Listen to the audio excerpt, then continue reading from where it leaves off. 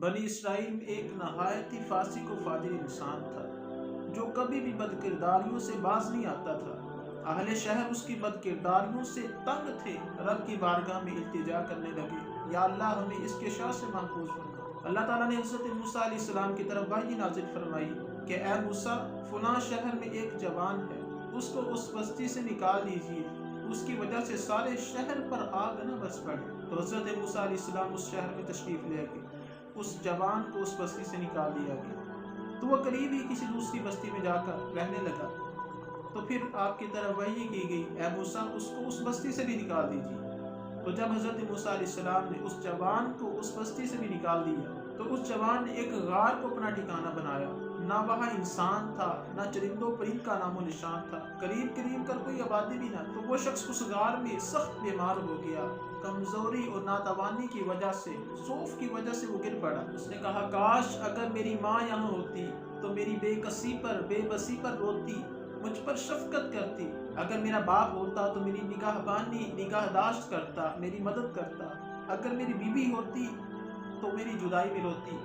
اگر میری اولاد یہاں ہوتی تو میری تعزیت کرتی، میرے جانے کے بعد میری تجہیز و تکفین کرتی، میرے جنازے کو لے کر چلتی اور رب کی بارگاہ میں عرض کرتی، یا باری تعالیٰ، تو ہمارے باپ کو جو فاسق و فاجر ہے، گناہ گار ہے، جسے پہلے ایک بستی سے نکال دیا گیا، پھر دوسری بستی سے نکال دیا گیا، اب وہ تنہا غار میں ہے، کوئی بھی اس کا مددگار نہیں، یا اللہ تو اس کے گناہوں کو معاف فرما۔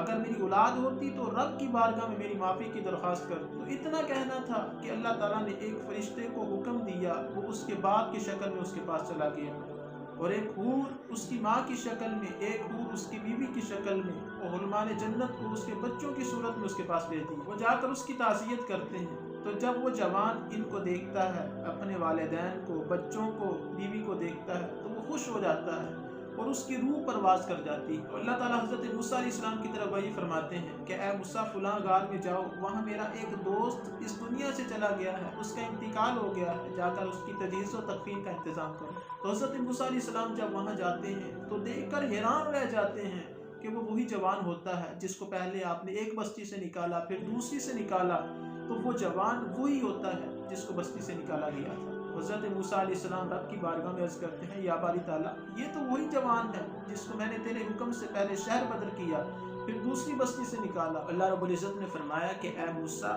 میں نے اس کے بہت زیادہ رونے اور رشتہ داروں کی جدائی میں تڑپنے کی وجہ سے اس پر رحم کیا، اور فرشتے کو اس کے باپ، حور و غلمان کو اس کے ماں، بیوی اور بچوں کی صورت میں اس کے پاس بھیج دیا کہ وہ اس کی تکلیف میں روتے ہیں، اور جب یہ مرا تو اس کی بیچارگی پر آسمان و زمین والے روئے، اور میں تو ارحم الراحمین ہوں، پھر میں کیوں نہ اس کے گناہوں کو معاف کرتا۔ تو اللہ رب العزت اتنا غفور الرحیم ہے، اپنے بندے کی پکار پر اتنی جلدی اس کو معاف کرتا ہے۔ بس بندہ اس کو پکارے تو صحیح، اس کے حضور معافی مانگے تو صحیح، تو اللہ رب العزت گناہوں کو بخش دیتا ہے۔